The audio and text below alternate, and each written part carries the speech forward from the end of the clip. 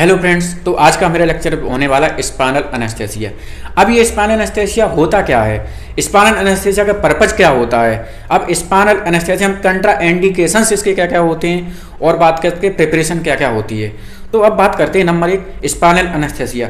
अब ये spinal anaesthesia होता क्या है। स्पाइनल एनेस्थीसिया देने के बाद जो अनकॉन्शियस कॉन्शियस पार्ट कौन कौन सा होता है, तो उसमें बात करते हैं जैसे आपकी अम्बलाइकल रीजन होता है, जो एब्डोमेन में अम्बलाइकल जो रीजन होता है उसकी लोअर जितने भी लोअर ऑर्गन्स या बॉडी पार्ट्स आते हैं उनकी सर्जरी की जाती है इसमें बेसिकली। तो बात करते हैं सो अम्बलाइकल कॉर्ड होता है, सॉरी अम्बलाइकल कॉर्ड होता है जो कॉन्शियस से अनकॉन्शियस किया जाता है। तो इसमें जैसे स्पाइनल का पर्पज क्या होता है, इसका नंबर दूसरा है हेडिंग है, इसमें स्पाइनल एनेस्थीसिया का पर्पज क्या क्या होता है। तो इसका होता है जैसे सर्जिकल प्रोसेस लोअर अम्बलिकल जो रीजन्स होते हैं लोअर पार्ट के, तो लोअर मतलब कहें जैसे हम कह सकते हैं अम्बलाइकल जो रीजन होते हैं उसके लोअर पार्ट्स में से लेग सर्जरी, पेल्विक सर्जरी और बात करते हैं लोअर एब्डोमेन, सिजेरियन सेक्शन और यूरोलॉजी और है gynaecology, rectal hernia, spinal surgery इसमें की जाती हैं। अब बात करते हैं कॉम्प्लिकेशंस क्या क्या हो सकते हैं इसमें।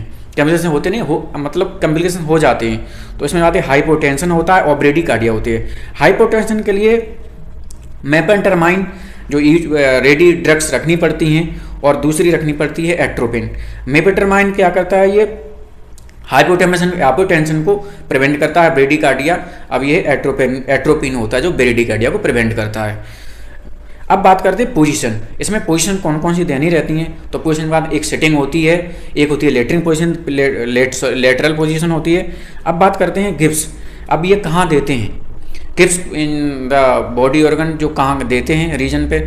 अब बात करते हैं जैसे सर्व आर्किनोड स्पेस में देते हैं जो कि CSF लीड करता है, वहाँ पे लोकेटेड होता है। और रीजन्स की बात करें तो ये हम लंबर में देते हैं, L3, L4 एंड L5 में देते हैं, मोस्टली देते हैं L4 और L5 में ही। अब बात करते हैं स्पाइनल निडल। स्पाइनल निडल इसका नाम होता है किंकी निडल भी बोलते हैं इसको, दूसरा नाम होता है स्पाइनल निडल का। अब बात करते हैं प्लेस ऑफ द आइडेंटिफाई। अब इसको प्लेस में कैसे सही से मतलब निडल मेरा लग गया है इसको कैसे आइडेंटिफाई करेंगे, तो उसमें बात करेंगे CSF जो होता है आपको वो ड्यूरिंग जो इंसर्ट करते हैं पिक करते हैं निडल, तभी आपका CSF होता है जो लाइटली वाइट कलर का होता है, जो चमकीला पदार्थ टाइप का निकलता है जो कि आपका बैक फ्लो हो जाता है ड्यूरिंग इंसर्ट। अब बात करते हैं प्रिपरेशन। अब इसमें प्रिपरेशन कैसे रखनी पड़ती है, हमको क्या क्या तैयार करके रखना पड़ेगा। तो बात करते हैं इसमें स्पाइनल ट्रॉली या ट्रे जो भी आप लगाते हैं तो उसमें स्पंज होल्डर। अब ये बॉडी पार्ट्स को क्लीन करने के लिए, एंटीसेप्टिक लगाने के लिए, क्लीन करने के लिए रखा जाता है। अब बात करते हैं बोविल। अब आपको बोविल जो रखना पड़ता है उसमें जैसे एंटीसेप्टिक रखेंगे, स्प्रिट या बीटाडीन रखेंगे और है गॉज पीस भी रखेंगे, सर्जिकल ग्लव्स भी रखेंगे, स्प्रिट रखेंगे, सिरिंज रखेंगे एक 2 ml की, एक 5 ml की और रखेंगे बीटाडीन स्प्रिट। अब है ड्रग्स इसमें देते हैं, पहले रखेंगे ड्रग्स रखेंगे इसमें जैसे लिग्नोकेन जो लोकल एनेस्थेटिक होता है, जो लिग्नोकेन प्लेन होता है वो रखेंगे।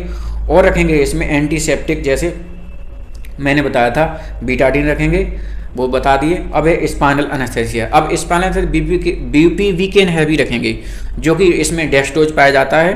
अब है हाउ टू गिव। अब इसमें स्टेप वाइज कैसे देंगे इसको, तो पहले इसमें स्टेप वाइज तरीके कैसे देते हैं। तो सबसे पहले आपको लगाने हैं स्प्रिट से क्लीन करना पड़ेगा, देन बीटाडीन देना पड़ेगा, देन उसके बाद हम कट शीट कवर करेंगे बॉडी पे जहाँ पे भी देना रहता है, जैसे स्पाइन में देंगे लंबर रीजन पे, डेप्थ शीट को वहाँ पे कवर उतना एरिया खुला छोड़ देंगे।